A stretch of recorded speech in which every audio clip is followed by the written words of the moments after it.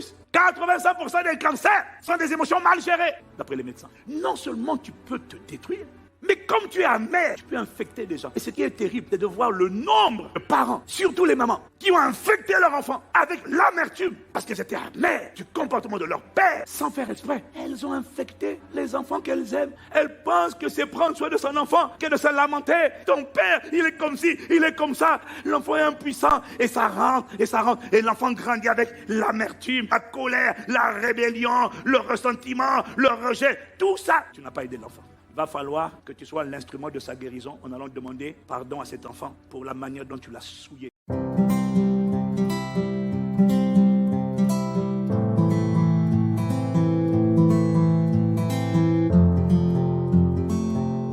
Bonjour, bienvenue sur Astuces Pratiques, la chaîne en fait qui répond à des questions importantes pour la vie chrétienne en général et qui vous partage des astuces pratico-pratiques pour avoir une vie chrétienne stable et épanouie. Aujourd'hui, nous abordons la question vraiment un peu sensible, mais très importante du pardon. Par le pardon, en fait, on ouvre beaucoup de portes et le non-pardon également nous ferme beaucoup de portes. On va pas se mentir en fait. Lorsqu'on a été profondément offensé, touché, blessé dans notre âme, c'est parfois difficile d'arriver à pardonner. Et le non-pardon évolue vers de l'amertume qui nous vole notre paix, notre joie, notre santé, même nos relations. On se trouve comme enfermé dans une sorte de prison dans laquelle Dieu n'est pas et tout autour de nous est bloqué. La Bible dit dans Matthieu 6, verset 14, que c'est Jésus qui parle. Il dit que si vous pardonnez aux hommes leurs péchés, leurs offenses, votre Père qui est dans les cieux vous pardonne également. Mais si vous ne pardonnez pas aux hommes, Dieu ne vous pardonne pas également. Du coup, par le non-pardon, en fait, à cause du non-pardon, Dieu également ne nous pardonne pas. Et on se retrouve privé de la présence de Dieu, de la communion avec Dieu. On se retrouve privé de tout. Dieu n'est plus avec nous à cause du non-pardon. Et tout est bloqué. On se retrouve enfermé, comme j'ai dit, dans une sorte de prison. En général, en fait, on n'arrive pas à pardonner pour deux raisons en général. Un, parce que on a beaucoup de fausses idées, en fait, beaucoup d'a priori sur le pardon, de se dire comme exemple, en fait, ouais, si je lui pardonne, en fait, c'est comme si il ou elle avait gagné, il s'en sort peinard, ou en fait, il y a plein de fausses idées comme ça qu'on se fait sur le pardon. Et deuxièmement, on n'arrive pas à pardonner parce qu'on ne sait pas par quoi commencer. Le pardon étant un processus, on ne sait toujours pas par quoi commencer pour arriver à pardonner. C'est pourquoi je vous propose en fait dans cette vidéo qui va suivre qu'ensemble on casse toutes sortes d'a priori, de préjugés sur le pardon et que par la suite on voit en 3 étapes simples comment arriver à pardonner. C'est vrai que c'est pas toujours simple, mais en 3 étapes, comment arriver à pardonner.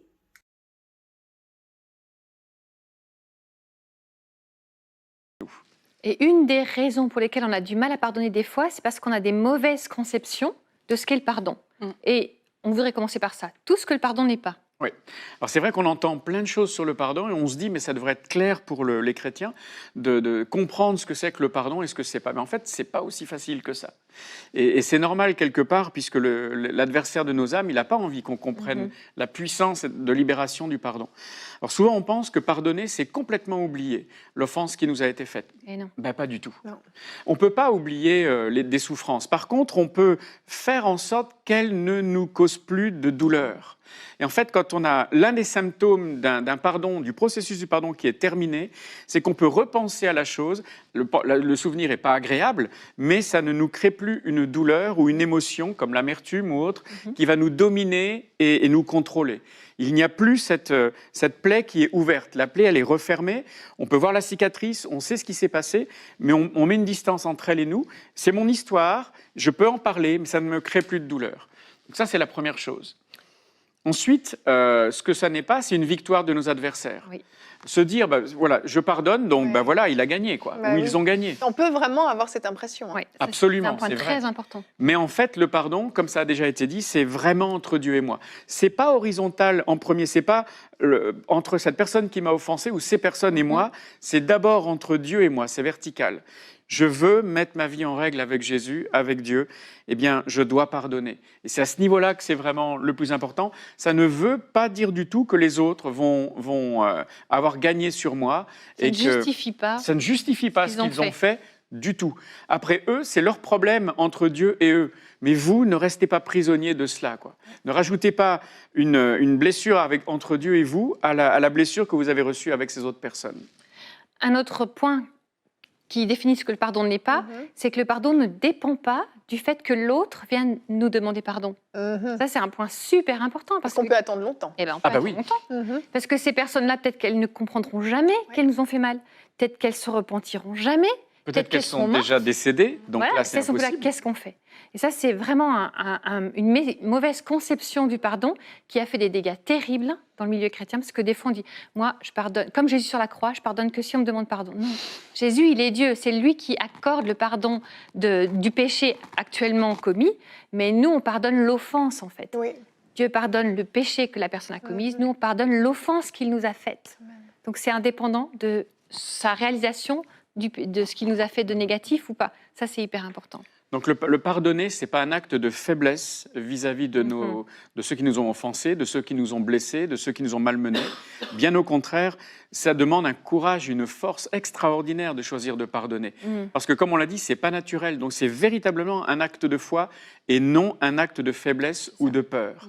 Et puis une dernière chose, pardonner ne veut pas dire automatiquement et inconditionnellement se réconcilier avec l'agresseur ou l'offenseur. Pas du tout.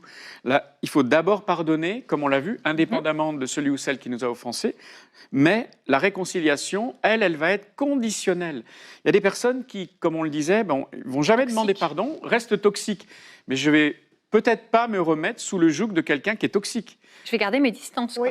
Si la personne vient et dit « Le Seigneur m'a montré que je t'avais vraiment fait du mal, je te demande pardon », alors là, la donne est changée et on peut considérer une réconciliation. Bien entendu, quand ça se passe entre un mari et sa femme, là, la réconciliation, elle est plus que souhaitable, évidemment. Mais ça va prendre des étapes. Ça prendra des étapes de reconstruction de la confiance. Qui sont indépendantes du pardon. Voilà. Okay. Donc ça, c'est tout ce que le pardon n'est pas.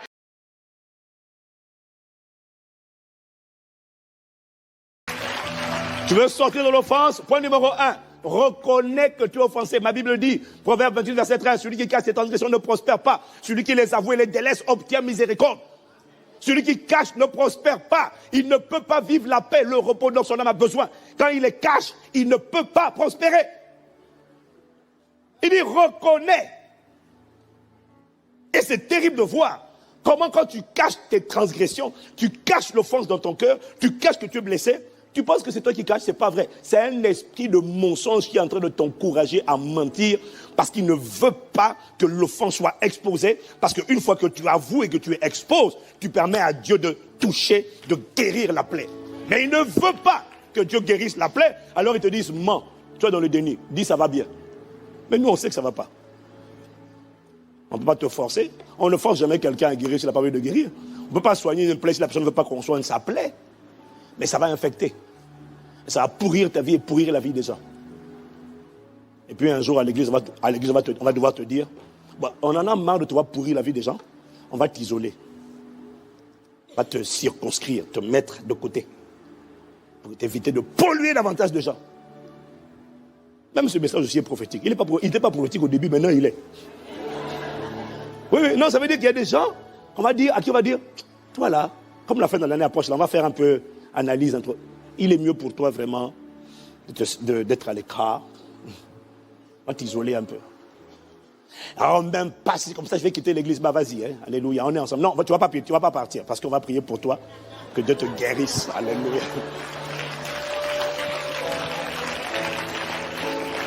Waouh.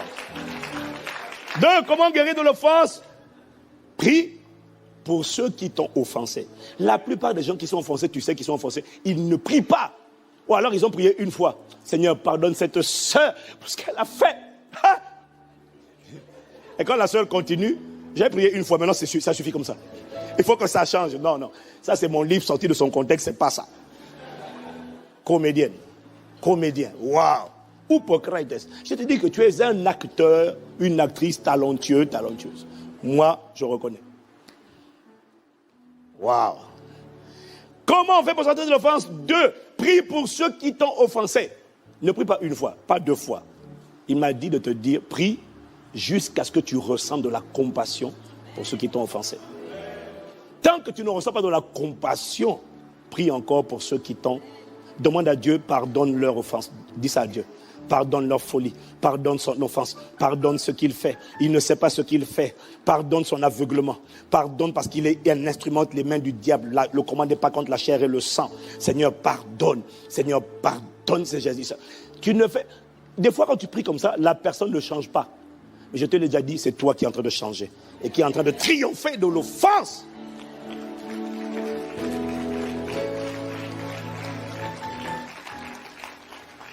Tu sais que tu as triomphé de l'offense lorsque tu ne souhaites plus que la personne meure ou perde ou périsse. Lorsque tu n'entends plus dans ton cœur « Fire !» Mais lorsque tu entends « Miséricorde, Seigneur, pour cette personne », là tu sais que tu as triomphé de l'offense. Je te vois triompher de l'offense au nom de Jésus. De toutes les manières, tu n'as pas le choix.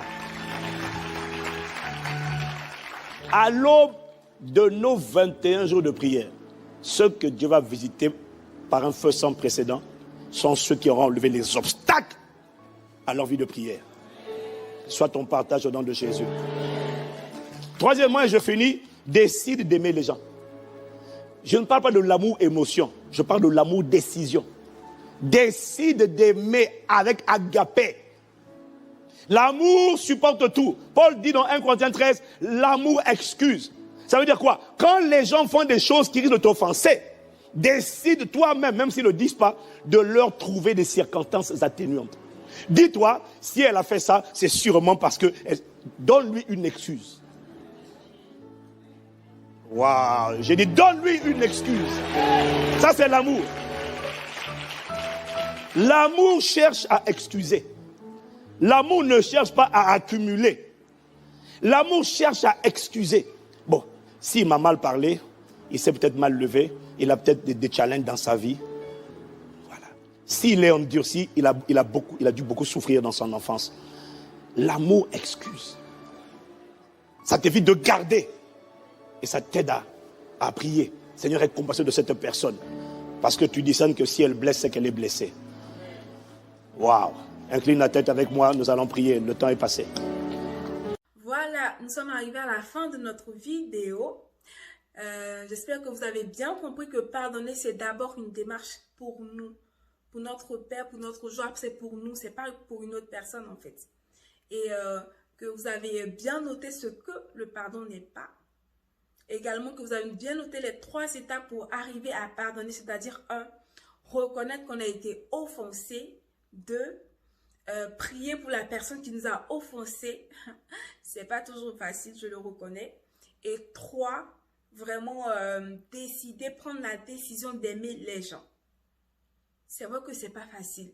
Mais là où vous n'arrivez pas à décider, là où vraiment c'est difficile, je vous invite vraiment à faire cette prière.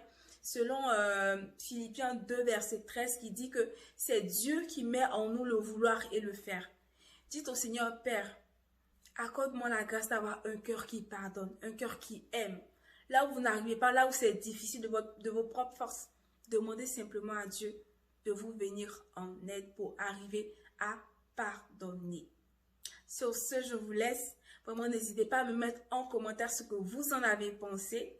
Et likez, partagez, abonnez-vous pour ne rien rater de la suite des astuces pratiques qui sont données. Et chaque samedi, n'oubliez pas notre série sur le mariage. Au revoir et à bientôt sur Astuces pratiques.